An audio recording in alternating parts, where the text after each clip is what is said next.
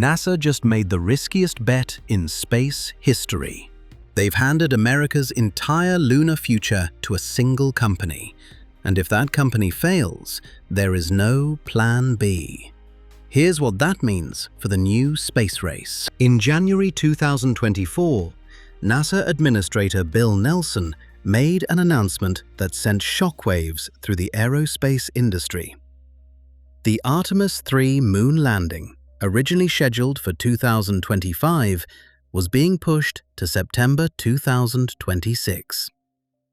But insiders knew that date was optimistic. Recent reports now suggest we're looking at 2027 or even 2028 before American boots touch lunar soil again. The official reasons? Heat shield issues discovered during Artemis I and battery problems that could endanger the crew. These are legitimate safety concerns. But here's what makes this situation genuinely unprecedented. NASA has staked everything on Elon Musk's Starship, and the agency has no alternative if it doesn't work. Let me explain why this matters. When NASA awarded SpaceX the Human Landing System contract in 2021, they made a calculated gamble. For $2.9 billion, SpaceX would develop the lunar Starship that would carry astronauts from lunar orbit down to the surface. It was an ambitious choice. Starship had never flown to orbit, never been refueled in space, and never landed with humans aboard. NASA was betting on future technology. That bet hasn't paid off yet. According to GAO reports, the Starship HLS requires over a dozen successful orbital refueling operations before a single lunar mission can happen. That technology doesn't exist yet.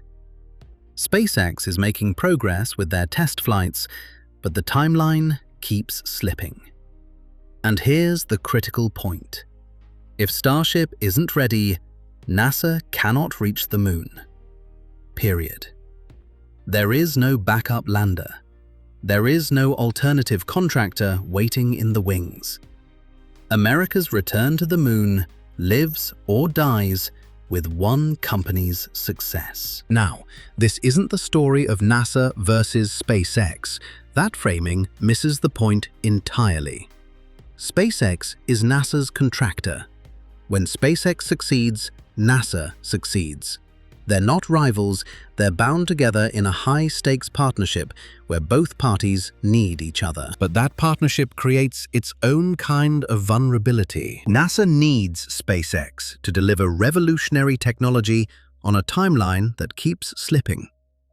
SpaceX needs NASA's funding, infrastructure, and decades of human spaceflight expertise. Neither can reach the moon alone. The question isn't whether they're working together.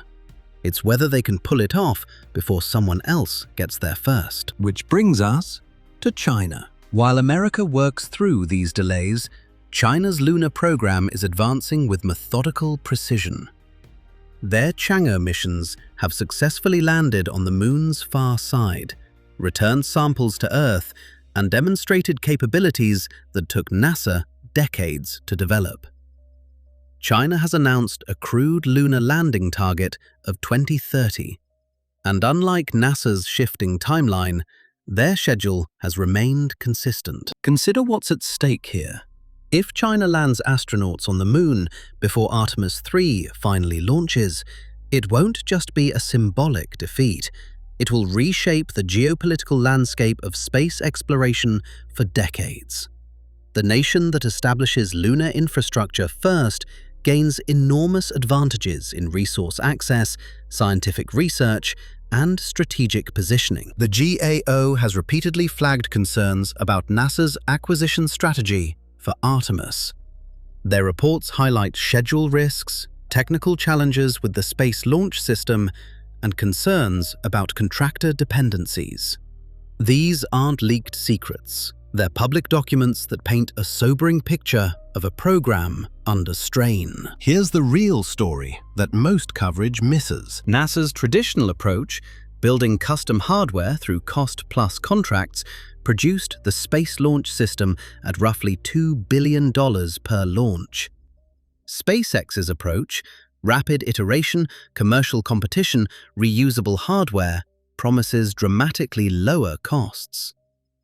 The tension between these philosophies is reshaping how America does space exploration. If Starship works as promised, it could make the SLS look like an expensive relic almost overnight.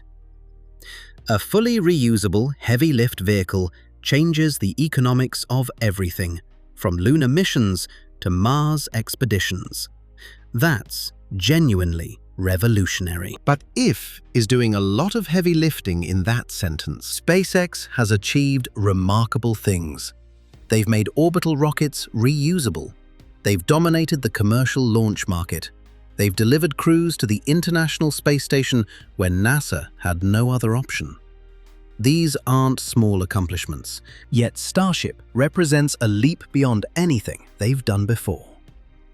Orbital refueling at the scale required for lunar missions is unprecedented. Landing a vehicle the size of a 16-story building on the Moon with humans aboard is unprecedented. The timeline pressure from China adds urgency to challenges that don't have shortcuts. NASA administrators face an uncomfortable reality. They've committed to a path that requires their primary contractor to achieve multiple technological firsts on a schedule that's already slipped twice. The agency that once built its own spacecraft and trained its own astronauts now depends on external partners for capabilities it can't replicate internally. This isn't necessarily wrong. Commercial partnerships have delivered genuine value.